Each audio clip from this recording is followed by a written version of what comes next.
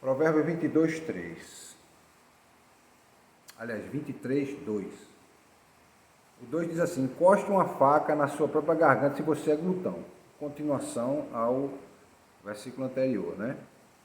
Esse versículo é uma advertência ao comportamento, quando se está na presença desse governador.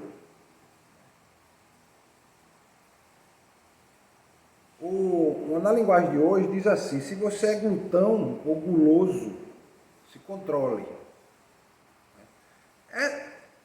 Se põe a faca na tua garganta é uma expressão forte, né? Mas é uma metáfora para mostrar o que você tem que fazer. É tão intenso aquilo que você tem que fazer, tem que ter um controle tão grande que é como se alguém tivesse com a faca ao pescoço. E aí você sabe que qualquer movimento você pode se ferir. É para chamar a atenção da seriedade daquele momento. Então essa metáfora é para mostrar que você tem que ter controle, e um controle muito rigoroso sobre os seus próprios desejos e impulsos. Eu já saí com gente que come muito, viu? E olha assim, eu digo, rapaz, é melhor botar um pouco e depois botar mais depois, não. Isso é, por exemplo, o self-service, né? Aí tem lugares que eles chamam de prato feito, né? A pessoa coloca lá, o indivíduo enche de comida. Vai ter problema de saúde. Né? Vai ter problema de saúde.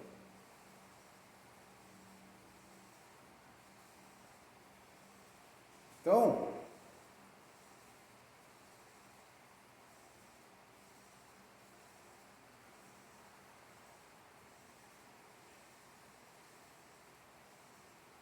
essa frase, né, está chamando atenção para ter um autocontrole, para ter a disciplina, para prevenir os exageros. E a imagem da faca na garganta, aqui, é uma medida bem drástica, né? Assim, o indivíduo tem que considerar, esse texto é escrito para o indivíduo considerar as consequências dos seus atos. Para ele fazer uma reflexão. A ideia de põe uma faca na tua garganta, ou seja, ele mesmo põe a faca na própria garganta, como que diz, olha, isso é um assunto sério. Não é um assunto que você pode brincar, você tem que prestar atenção, você tem que ser equilibrado na vida. Você tem que ter controle. Não sei se os irmãos viram o fato que aconteceu essa semana, uma briga de trânsito. Cidadão, 40 e poucos anos,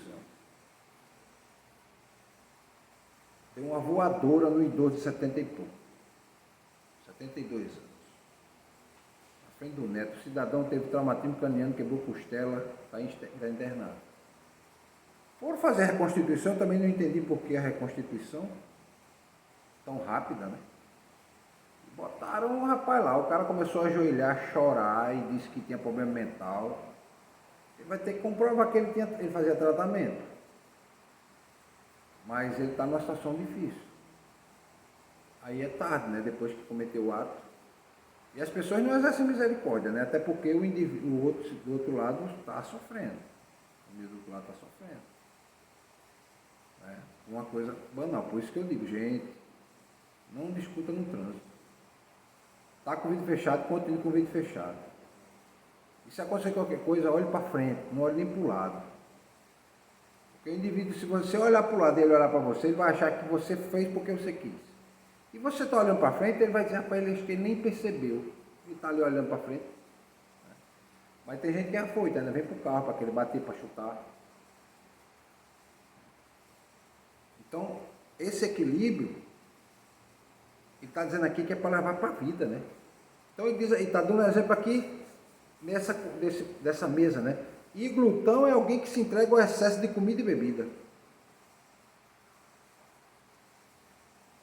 E a glutonaria é um pecado. Né? Glutonaria é pecado. A Bíblia considera uma falha moral grave. Porque a glutonaria mostra o que? A falta de controle da pessoa em relação a prazeres materiais.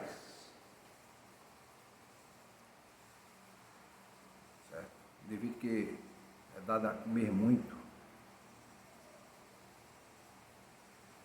Então, isso aí tem implicação de que mostra para alguém que ele não é alguém que controle os seus instintos. Né? Ele não tem controle dos seus apetites.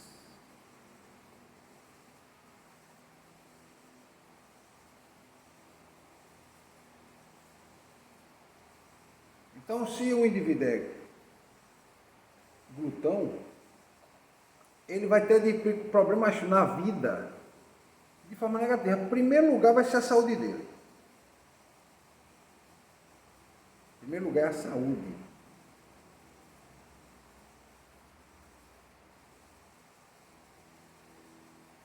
Ele vai perder oportunidades, porque as pessoas vão ficar... Vai desagradar algumas pessoas.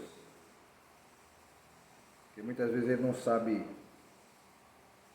se comportar no lugar. Tem gente que chega um prato e ele bota lá a comida toda para ele. Os outros ficam tudo olhando, esperando a comida.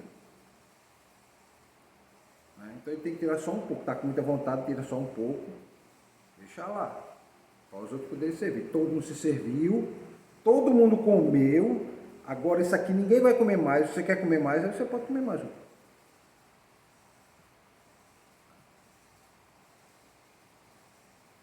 Então,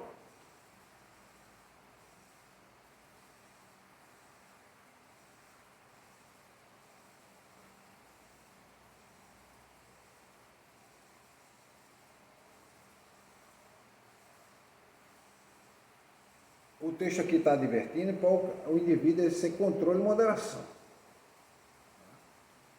Controle e moderação. Isso vai servir para quê? Para ele ser disciplinado, para ele ser prudente, para ele ser humilde, ele reconhecer os limites dele. Muitas vezes dentro da igreja mesmo, o pessoal não reconhece os limites.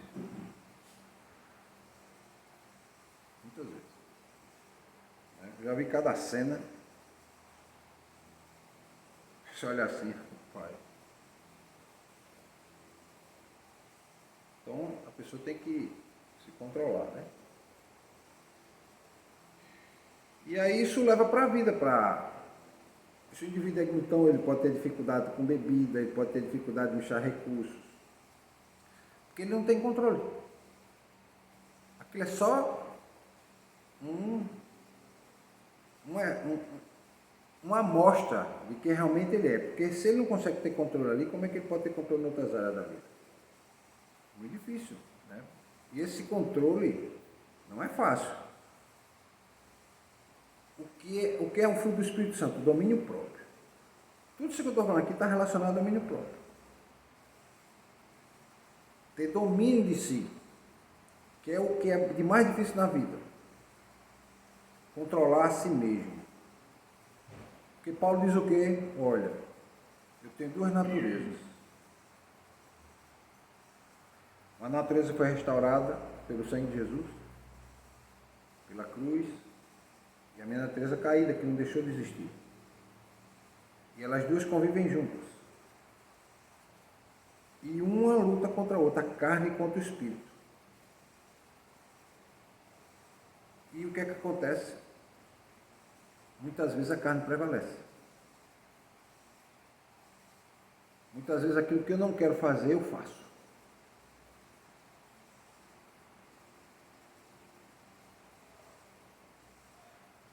E aquilo que eu não quero fazer, eu faço. O que eu quero fazer, eu não faço. E fico essa luta, tentando me corrigir. É disso que Paulo está falando aqui também. E esse texto está falando em relação a Paulo. Não é aquilo que Paulo cita lá. Então esse autocontrole e moderação, meu irmão, ele é valorizado nas culturas. Inclusive na cultura cristã. Na cultura onde o cristianismo é o fundamento social, né? Como é a nossa sociedade.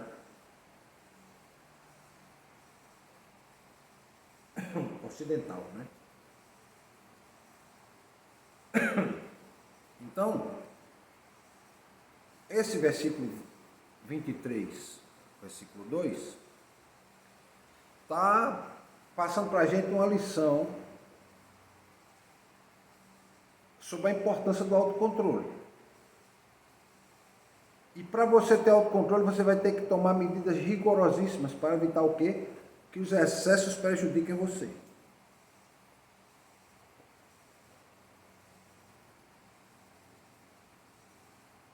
Então esse versículo é um lembrete para quê?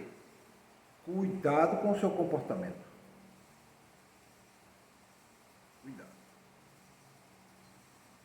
Cuidado nos seus desejos, teus impulsos, você tem que controlar eles. E ele vai ajudar você, esse autodomínio, esse autocontrole, esse domínio próprio, vai ajudar você a ter uma vida mais equilibrada. É disso que esse provérbio está falando.